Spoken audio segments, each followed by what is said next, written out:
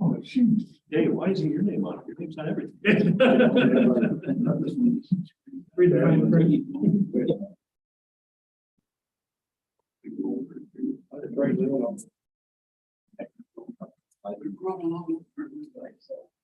Just scramble around.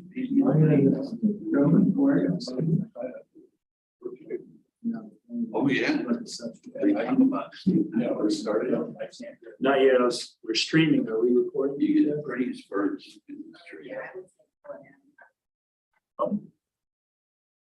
Okay, I'd like to call the County Public Safety Committee meeting to order. The month of June 2022. I'd just like to start the meeting by public service announcement. I'm wearing my sticker, went to the polls. I don't care what you do. Vote. I don't care who you vote for. And if you don't vote, I don't want to hear any complaining when the election cycle is over. So there you go.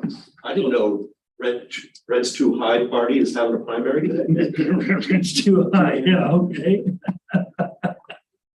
But please get out and do your civic duty and vote. Motion to accept the minutes for May 31st, 2022. John, second. Thank you, Dave.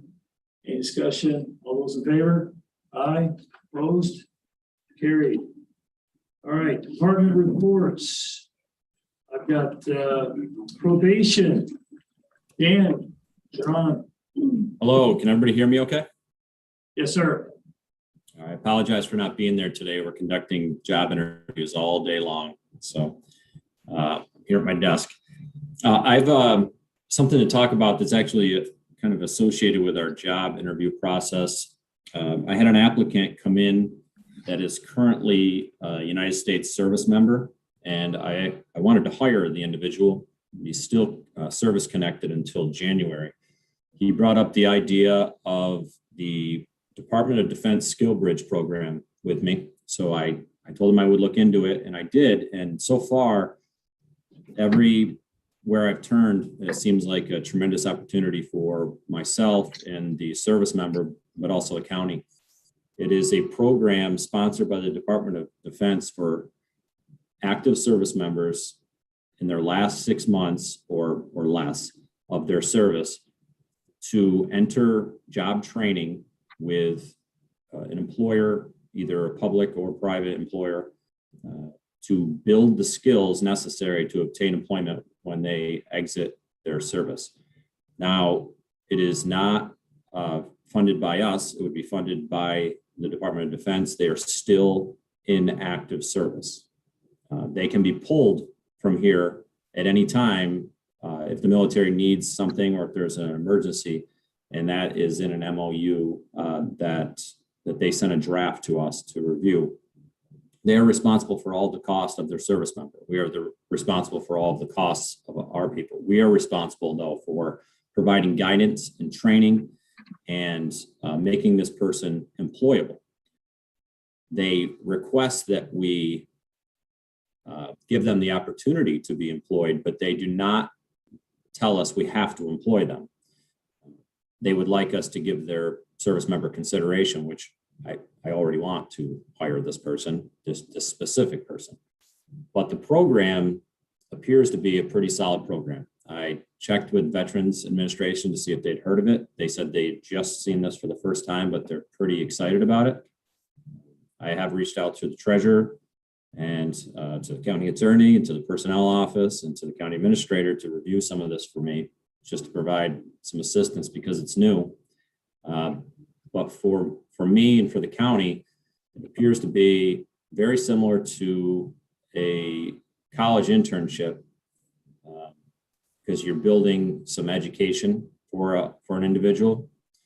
We are not paying anything. They're getting a service from us because we are going to teach them the entire job.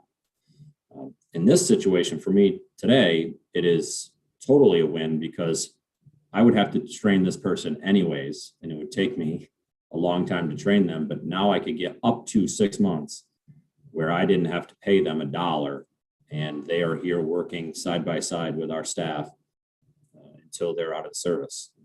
I would like to move forward with this, but I obviously want to hear what everybody has to think about this. And there's an MOU that would be involved in this. The MOU does explain that they are responsible for the pay of their service member. We're responsible for all of our costs. There is not a tie, like I said, there's not a tie to employment. We are not tied to that. We also don't have to meet any benchmarks. There isn't anything saying that I'm going to get called by the Department of Defense saying, hey, wait a minute, you have another person you have to train this month or next year. If I don't have any openings or any spots to train someone, I'm not on the hook for that. They may reach out asking me if I have something available, but there's nothing that ties me into taking people when we're at full capacity either. So I'd like to hear what some people think about this, and I can forward any information you'd like. But it's something that I was pretty excited about, and just wanted to hear what you guys think. Go ahead, Dave, you first. So my question was that they're in fact going to be shadowing something, get training. What's the status? They probably can't do any official duties, can they? Or what's the coverage on that? Because it seems to me there'll be a lot of liability with them being armed forces employee working with us. They are not going to carry a gun. They are not going to be in the field doing those duties. They would be doing more office work, which honestly we do with our employees for the first 6 months anyways. People are not allowed to go into the field until they get firearms certified, get state training, get their peace officer status. Depending on the state training, a new employee could be in the office for up to a year before they're allowed to actually go to a home visit here. For us, when guns came in, it changed our approach to things, but it's actually been a very, very good approach. You don't have young, new employees in the field doing things that you haven't gone over 150 times with them.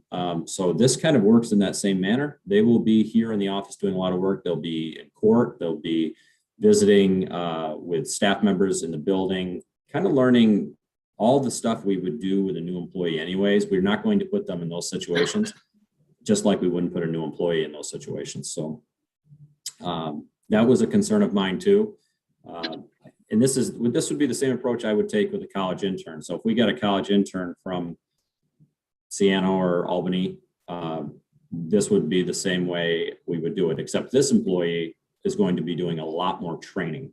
So they are going to be doing a lot of webinars that maybe a college intern would only do a few of. This person's going to do a lot of the state training that a new employee would be doing. And I want to prep this person to be ready to roll in January. Thank you. Dana? Dan, does this person or people in this program you're talking about, do they come already small arms qualified? Do we recognize Department of Defense small arms qualifications, or do we have to run them through our program? We are definitely going to run them through our program. But say I get somebody that's a state corrections officer or state parole officer that comes to probation, we'll run them through our program anyway. We have a specific requirement to have them certify on our weapons. This employee I would run them through our basic and our general annual anyways. They're not going to be able to cut any corners when it comes to training. However, I'm sure they've done way more firearms training than our staff has done. In the interview, he was actually explaining how much small arms training he's done. So it was pretty exciting to actually hear, somebody, the last service member that we had that was retired that came in was our best shooter by far and was very calm and confident with their firearm and pretty mature. They handled things in a pretty appropriate manner. So we were impressed with the service member last time. This situation will be like a brand new employee, and I will treat it no different. Any other questions? Yes, sir. Shasha. Yeah, Dan, can you take you sign this agreement and take someone in do you have to have an opening so that at the end, there's a possibility they might be hired, or are you just gonna have them trained and on a list? And secondly, if 2 or 3 months into this, you feel that this person does not meet your expectations, can you let him go or release her or whatever? Or are you committed to 6 months of working on it? No, there's an ongoing communication process back and forth with the liaison from the Department of Defense. And if they're subpar or not meeting our expectations, we have to report that. So when I report that, we will discuss whether they can continue in the training program. So at any time, if we feel they're not meeting a benchmark, we can request that they be removed. Now, they do ask other things like don't make any recommendations about their service. Don't make any, because they don't want that in the service member's record. It's not appropriate for me to talk about that person's service record in any manner, whether even if they did something inappropriate here. I would just be discussing my program that I have at the probation department with the Department of Defense liaison in writing. I would say this went on. I am requesting to continue or terminate the training program, and I'd leave it at that. And then the military handles their service members how they want to. I will be making no recommendations. It's similar how we do sometimes for some reports to court. We'll give you our facts that we have, and then somebody else makes the decision on that. So that's how we'll do that. There's not going to be a tie. And on your other question about vacancies, I think that I'd like to look at that in the future. So if this goes very smoothly, I might be reporting back to you and saying, listen, this was wonderful. I'd like to do this more often. I think that if we can find service members that reside in our area that we can try to work with, it might set us up, because you never know when a vacancy is coming. I just got a letter last week from an employee that's been with our county a very long time. I've worked with him the entire time I've been here, and he's leaving to go to a state position for more money. I didn't see it coming, and it's going to be a tremendous loss to our department, and that could come at any second, especially nowadays, the way employment's going. So I would like to build a capacity to backfill very qualified people, and to make sure that when we bring people in, they're the ones we want. Thank you. Any other questions? Dan, I've got one. So this program looks relatively new. It was not available, I believe, a few years ago. It could be expanded into other areas, not just what you're doing. And so thank you for coming across this. I know that everything from DPW to the Sheriff's Department could benefit from this with potential openings and those people interested in moving to the area. Are you comfortable with the liaison piece? I've got a copy of the MOU here. In particular,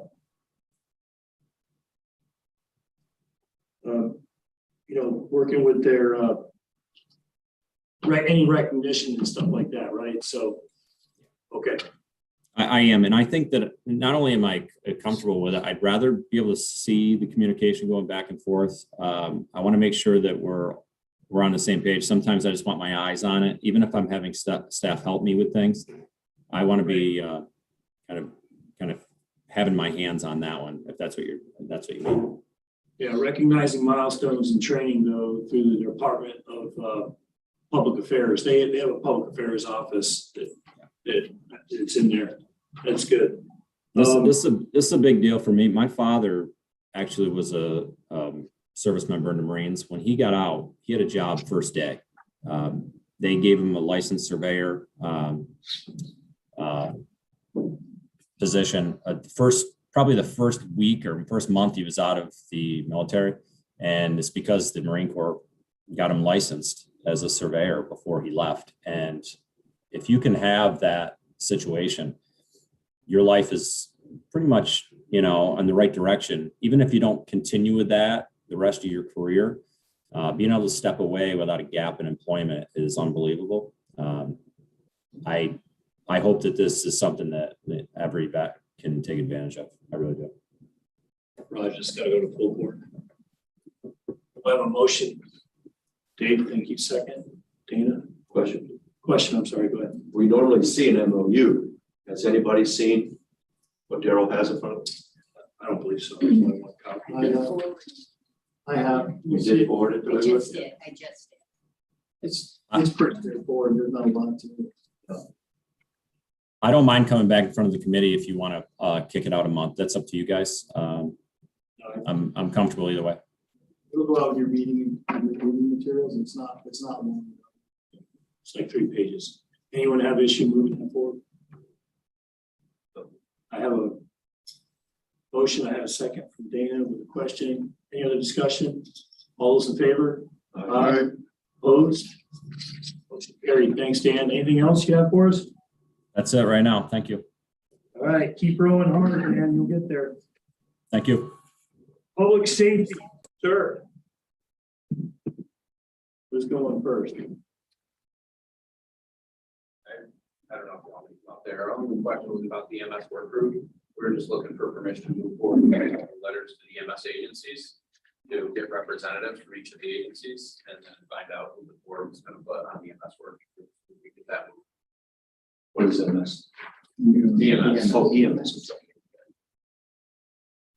I know what MS is, but not for counting a lot. So any questions about what this working group is? I have a question that I should have asked last month. Yes, Perfect timing. We had a resolution to put somebody from the Hebron Volunteer Fire Company on the EMS advisory board. But that person is not in an EMS unit. We have non-EMS people on an EMS advisory board because Hebron doesn't have an EMS company. There are first responders, It does. so agencies that have medical first responders, as registered agency, do have a seat on EMS advisory Okay. board. All right, so they have a first responder. So that's your update. You don't need a motion for that to move forward with you. As long as the committee's okay with us sending out those letters. And do it so we can get that program. All right. We're all good with it. The second part of the question? The second part was just, we needed 4 representatives from the board state that were. So that's the big piece here. The working group is going to be doing quite a bit of effort to shape the future of what the county sets up as architecture for emergency responders. And that's going to take a little bit of effort. So we're kind of soliciting for volunteers. If anyone who wants to be a part of the working group, not to chair it, but to just be a member of the working group. Any interest in this community? I got Sam over here, they're over here, I'm trying to get right. Well, we got Sue volunteered. Did you? Bob, did you volunteer? Sure. Wow. All right, we got Bob. All right, let's see. Dave's on. And Daryl. I thought I heard you. Is it April Fools? Dana, your perspective would be good. My first move would be to absolve that committee because I don't think the county sets up any hierarchy for corporations, and all these EMS are corporations. You just would like to collect data so that you can take the temperature of the health of each EMS, but there's no overarching county hierarchy or plan, is there? There is a county plan, a mutual aid plan. There's no current hierarchy. So honestly, if an EMS agency were to call tomorrow and they called the county for support, we have nothing to offer them. They So you're trying to are build- 100% reliant on their neighbors. So what is the goal of this EMS group you want to do? We're trying to identify the ways that we can support those agencies moving forward for the future. God forbid one of them does fail and they're not making that call, or you're not making that call to our office saying, my EMS agency's out of service now, what do I do? I have 2 towns that have no EMS coverage.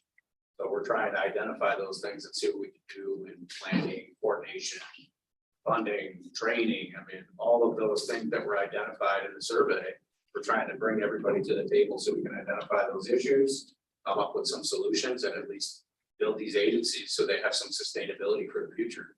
And if they don't, to start making some plans amongst county leaders, amongst EMS agency leaders, how we would be able to support them if that happens. It's happening in counties all across New York State. We have the ability to sit here as it happens everywhere around us and say, now's the time for us to talk about this before it happens here. I think that's a great idea, but will all the different EMS companies play well together?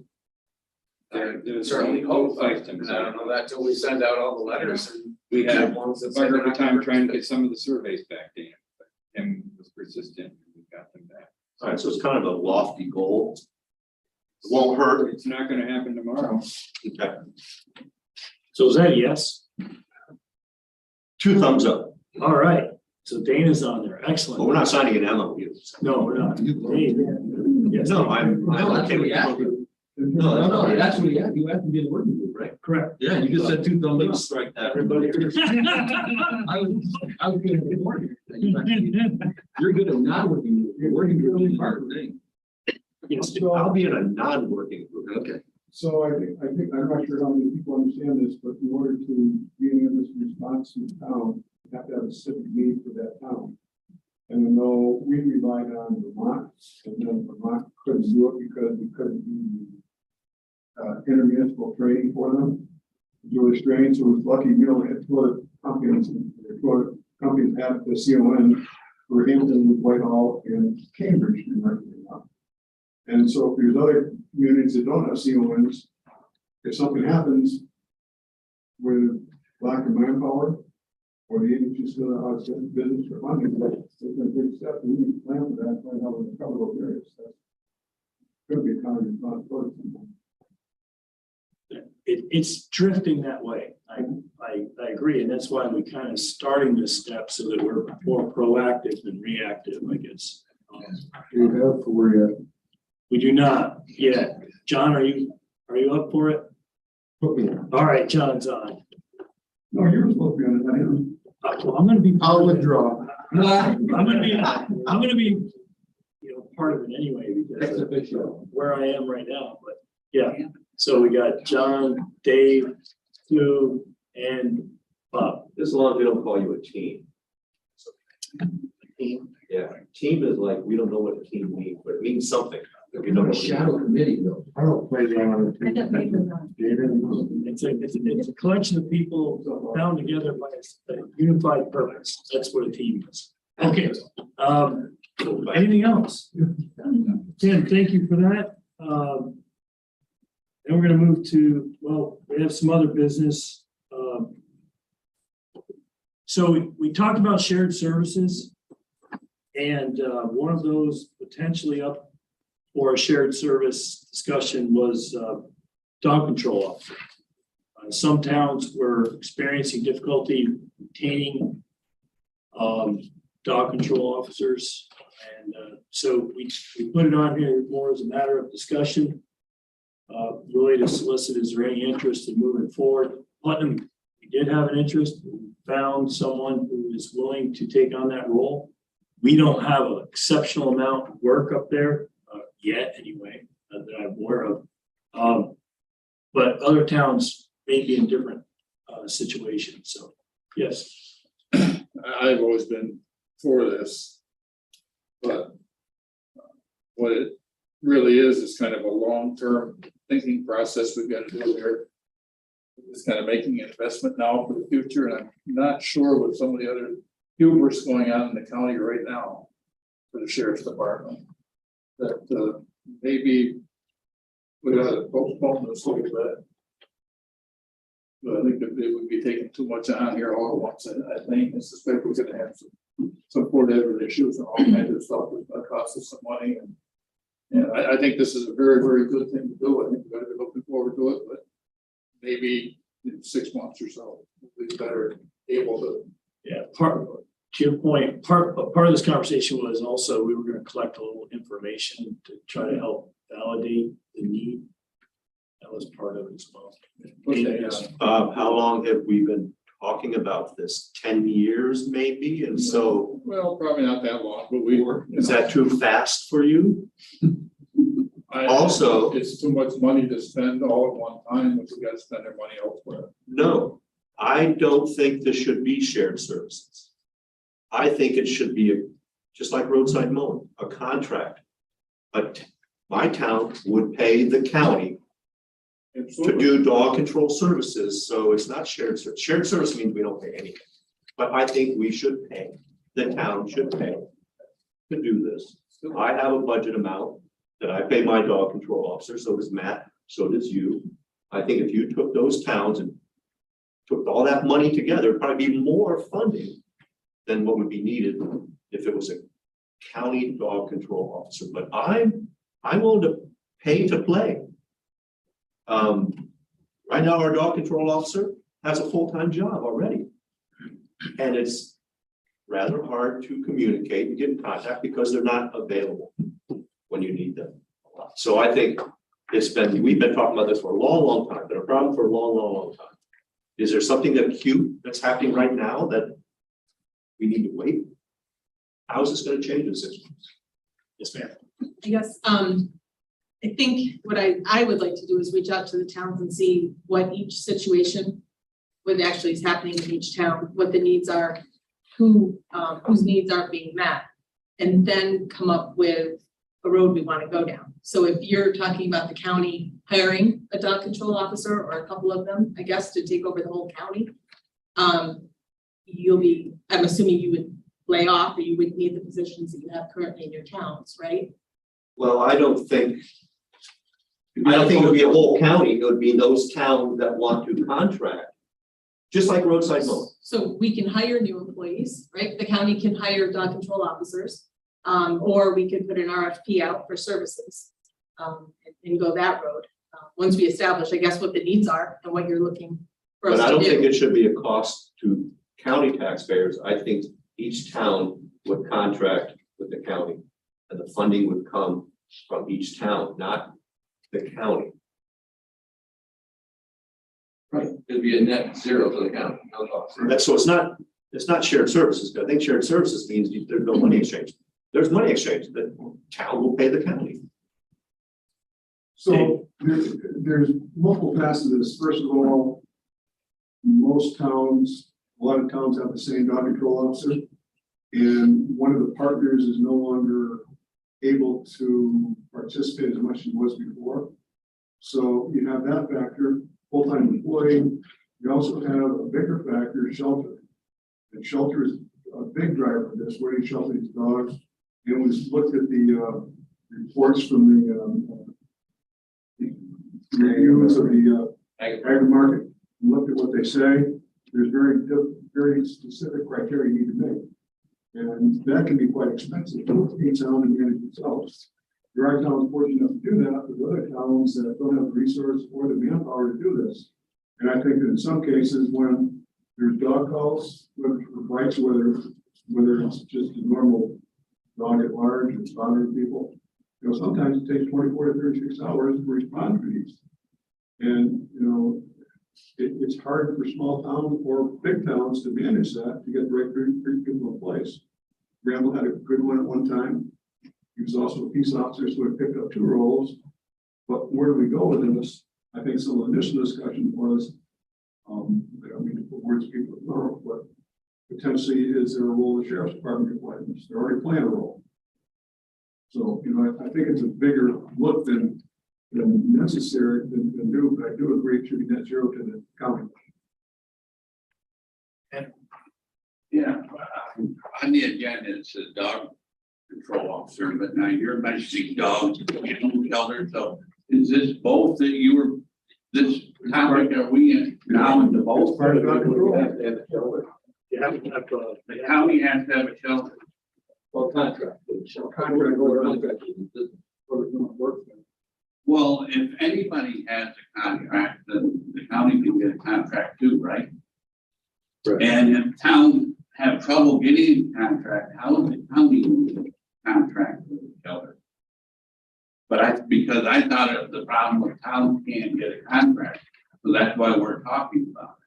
the shelter, I haven't experienced that personally, but we're contracted with the Granville service, the Granville place down there. And, that's what we're kind of, I'm assuming the contract would be negotiated just like it does with the town for a set fee. Say, I missed the last meeting when this was brought up, so I don't know what's been discussed and what needs to be repeated or asked again, but I saw it on the agenda, so I called Saratoga County because they had an animal shelter and it cost them 1.7 million a year to run just the shelter. And they have no animal control, animal dog warden. They have no dog warden because the towns collect the license fee. So if you're giving up dog control at the town level, can the county sell the licenses to collect the fees? Because the fee is supposed to offset the cost of the dog control officer. I mean, and it's funny that Saratoga County won't have a dog control officer, but they have an animal shelter. And we're talking about having dog officers here. And, you know, I'm just concerned the cost that we're going to get involved into. And I'm like Dana, my town has a dog warden and has a shelter. So I don't need this expense at all for my town. And she's looking for more towns to take. I know she's bid on some other ones. And everything, I don't know, Cambridge interviewed her. I don't know if Cambridge hired her or not. The one Dan, I'm very concerned. No, the one I have is right across from the fairgrounds. Kathy Hall. Well, it's good to know there's more options out there because it's, Dana says sometimes it's very hard to get a hold and you have some issues with white animals roaming and you can't get a hold of a full-time person. She's full-time. And she's worked out great for the way all of this. And Thorough. I mean, paperwork, everything, so thorough with it. And maybe Melissa, you're right. Maybe you should contact all the towns, find out how they're doing it and share this information with one another. I mean, I'll share what I have, but you might solve its own problem. Put out there how many good places are doing it. Granville has somebody too that's doing it. We used this, the issue is I think there's 10 or 12 towns, municipalities that have the same person, and they have a cluster model. You'd be like Tim's talking about, there's no EMS coverage, there'd be no dog coverage, you'd be on all, so let's plan ahead and see if there's an opportunity to move forward. And we're the county, the repository for that service. If the sheriff says, you know what, I have no interest in that, well then that's not an avenue to go down, but maybe there's a different department in the county to do it. Maybe Jeff is interested in that, we don't know, we find out about that. We don't have the details yet, Jeff, but if you don't have any interest in that, then we'll move along. Well, only takes one house with 30 cats to be a problem. we know two cats. So it's,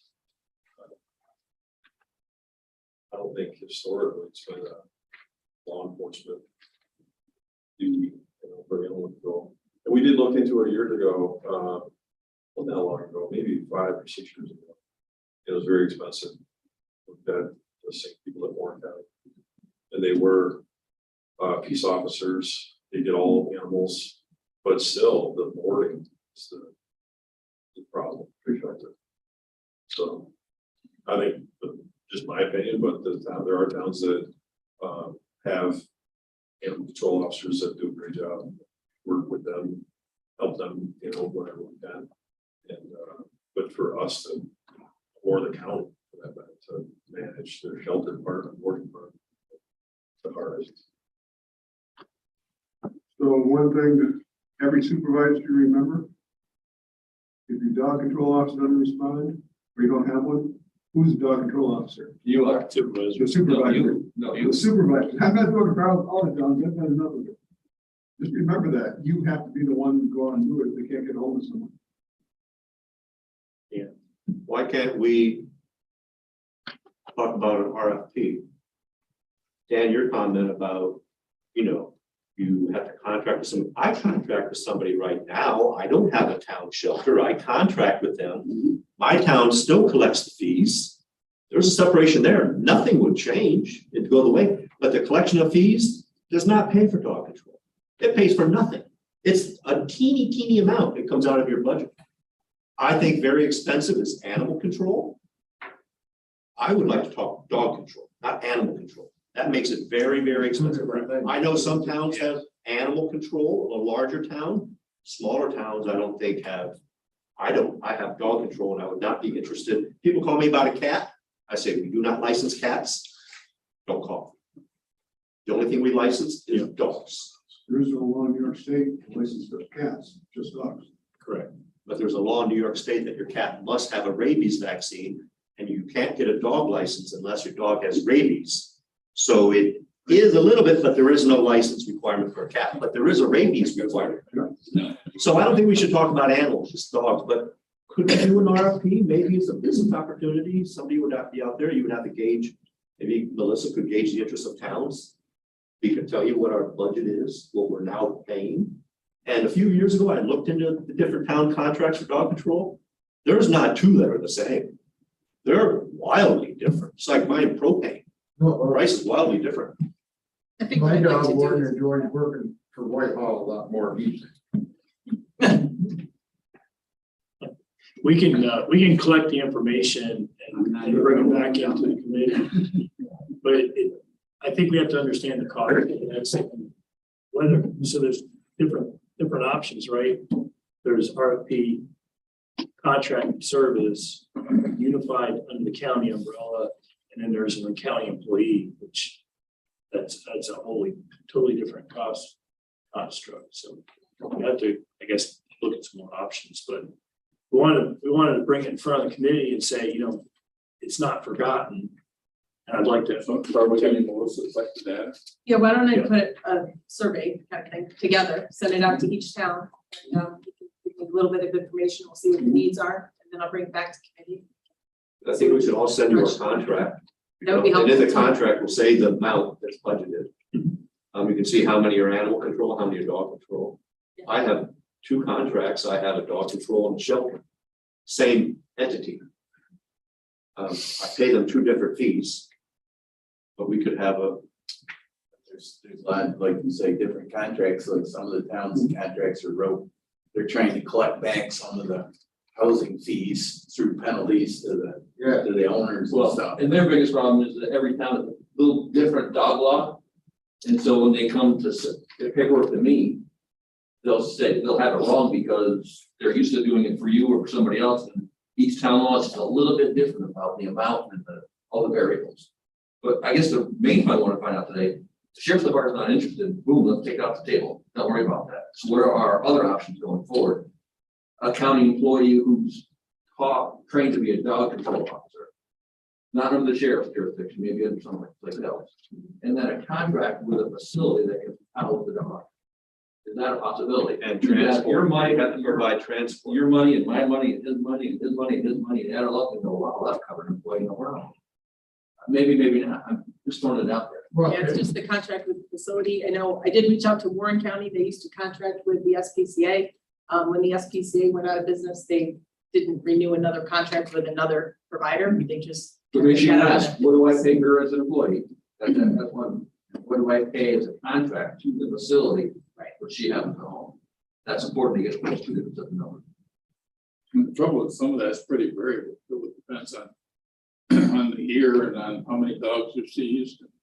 You know, we had one court case that went on 3 years, housing 3 St. Bernards, cost us almost $12,000. So I guess it's the budget. What do we budget is the information you can. Now, you can do that, you can put up with your budget, but it may not, you know, it's a pretty movable target.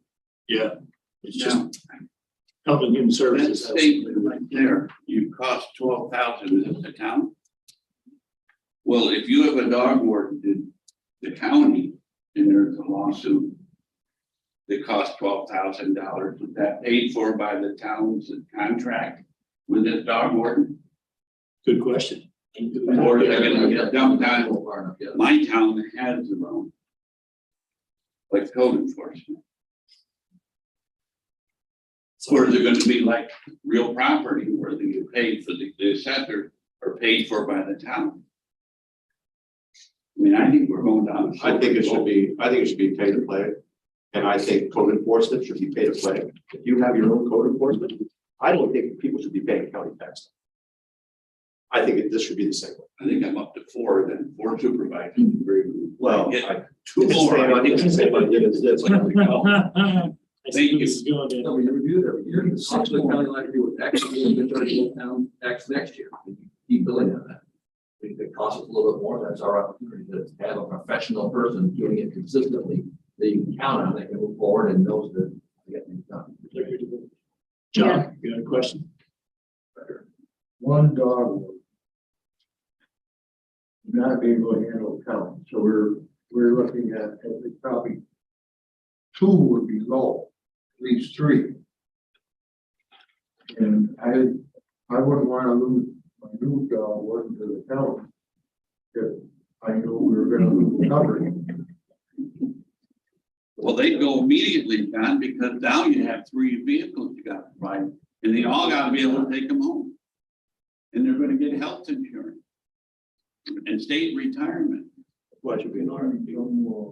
RFP, we don't have to worry about where we're gonna put a fenced in shelter with kennels and stuff. Right. Be contracts.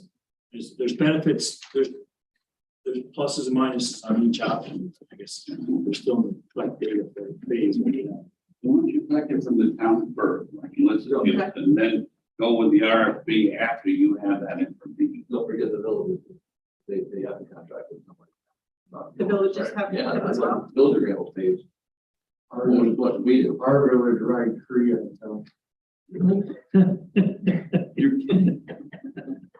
Maybe not. All You right. got a revenue source there, John. You got to dig into that. All right, so we got our dog control program update there. We'll keep working on that. More work to do. Anyone else have business for the committee? I have just one more comment on dog control. Yes, sir. You know, if you have a dangerous dog or dog pup, it goes to the county anyway, because it's the district attorney that does a lot of work. I know my town, I pay my own attorney. But does the district attorney ever get involved in dangerous dogs, or does it go back to the town? It's a system. You should, unless the dog. Actually, the dog control officer, as an employee of my town, is an officer of the town and can actually prosecute in court. No, she's not an employee of your town. You contract With, but she still represents. but she's not an officer of the town, and I don't think she can prosecute. Actually, prosecute, we contract with her. I can contract anybody to represent me, even an Represent. even an attorney. But she can't prosecute. She can actually prosecute. Well, the we- employee. But Matt, we do it and it works. So we say you can't do it. We'll put it in a minute. It's like Bob always says, I do it, we do it anyway. I can't believe the dog picking his first time up. I know, it's amazing. They get you, right? Dogs, darn dogs. It's a dog's world. Okay, I had a question as long as Jeff's here. okay, about, This is about something that happened to point fingers each way, even the sheriff and the troopers. We had an incident last night, or 2 nights ago, the car was parked right in the middle of town road. And the sheriff was called, and that sheriff, the trooper was called, the trooper came, looked at it and said, the car is fine. Not in the way. It was in the way of town road. It was in the way of the farmers. Called the sheriffs, we called the dispatch. They walked through, we can't find the report that the trooper put in there. So eventually, the car got moved. Not by me, not by the town, by the farm, I shouldn't say what it was. So I'm trying to find out where's the responsibility here, because we can't move a car in the town without being dinged. And yet, the trooper was on, couldn't find a report, no one could find a report, no one could find if they contacted anyone. So I just want to know how we correct some of that in the future. I mean, we have issues with farmer couldn't get in and out of his driveway. So I'm just asking, how do we resolve things like that? This was actually a finger pointing both ways. Yeah, Or 3 ways, actually. so the car was moved after the state police were there, but not by. We can't find out what happened because the trooper in charge of it was off that day, no one could find his reports. And So I called another one, and I got a response from one of the dispatch. Refer to them, I mean, there's a car in the middle of the road. They're saying it's not in the way. No one moved it. We don't know if they contacted the owner, what happened. And I kept on getting back, referred back to the trooper. The trooper said, well, the other trooper's not here. Can't tell you what's going on. I mean, it's still there. Cars in the middle of a town road. Town was in the middle of the town road. Yeah, let's see. Oh, I was superintendent, that'd be out of the town road. Why did I ask that question? I was told I couldn't do it without BNT supervision. I think if you call That's us, my you dream. could send a car, if the car is in the road, blocking traffic, we would tow it. Yeah, that's the guidance that I think hopefully any of our supervisors, I mean, patrol supervisors. That's blocking a road is blocking a road, regardless, despite whatever, other law enforcement things. So. Thanks. Yes, ma'am. Thank you. Sheriff, are the COVID in the correctional facility, is it pulled back and there is no one? And I hope for that visitation will open up soon. Well, we have 2 officers out right now. I know the numbers are better, but we're still kind of in that. I would say we're a lot closer to getting towards Do you have a visitation. date? No. Can we Nope. look towards the date? Yeah, I mean, we could throw the date out there, but it's subject to change, you know. And then we have to look at our part of the problem is our room, the room that we have, right? It's not conducive to containing none of the stuff in the jail. It's all steel and cement and everything else. But specifically, our visitation room is just a big room, and there is no partition. There's no separation between the visitor and inmate. So there could be contact. So there's so many questions that go into what do we do? Make sure people are vaccinated. Do we do I don't know, put plastic barriers up all throughout the visitation? You know, it would be pretty expensive. We thought about all that. We tried to look at different scheduling where we had fewer people. It's bad timing for us because we're short. We're very short. We just lost 3 more correction officers this week. So, you know, it's difficult to. Sure, in other systems, they're open. State There facilities. are not dividers between the visitor and the thing. They're allowed to hug. They have to take the COVID test before they go in and have to show proof of a negativity before they're allowed in. They have to wear a mask. But it's been going on now. Visitation has continued to go on for the past year. Yeah, those are state facilities, and then again, those are, like I explained before, those are not under the direction of the Commission of Corrections like jails are. None of the local jails are open for visitation for the same reason. And being short-staffed, honestly, is one of my biggest concerns. I mean, like I said, we have officers out now that they're positive. If any of the people they were in contact with on their shift, they're positive like yesterday. So, you know, we might have more that are out. We're already short, or we get people stuck every single day. So my concern is not only for inmates that could contract or people bringing in the correction officer. We have more people that are out. I don't know what they're doing. So, Certainly employment is an issue across the board with the factory or federal post office or the downtown store. There are people that are just out with COVID. And usually if they're vaccinated, they come back in if they're, you know, so they have symptoms. But we're working towards further employment and we'll be all right. We have more coming in. Here's the second. we had 2 or 4 people take the test Saturday. So usually we would have at one point interested. I think we were up to 80, 90 people take the test at least.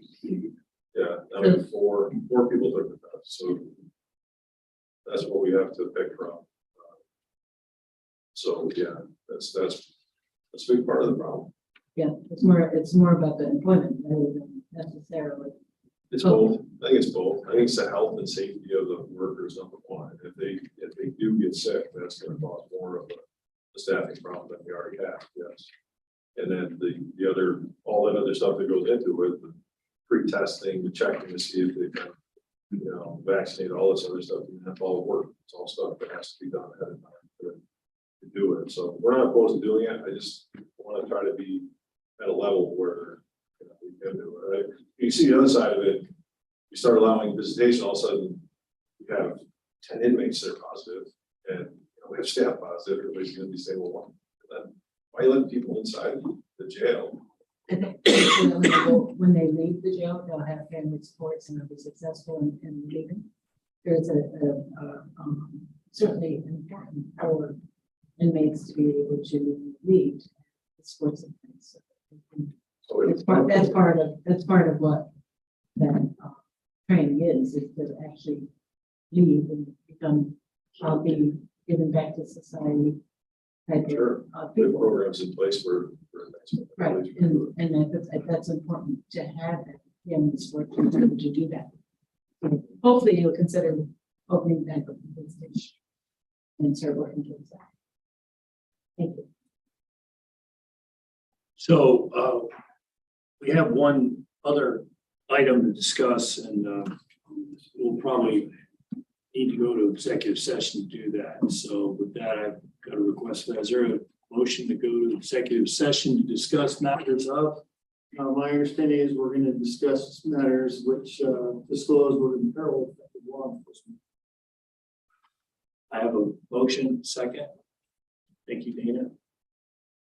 Discussion, all those in favor? Aye. Opposed? Motion carried. We'll go to executive session. Thank you.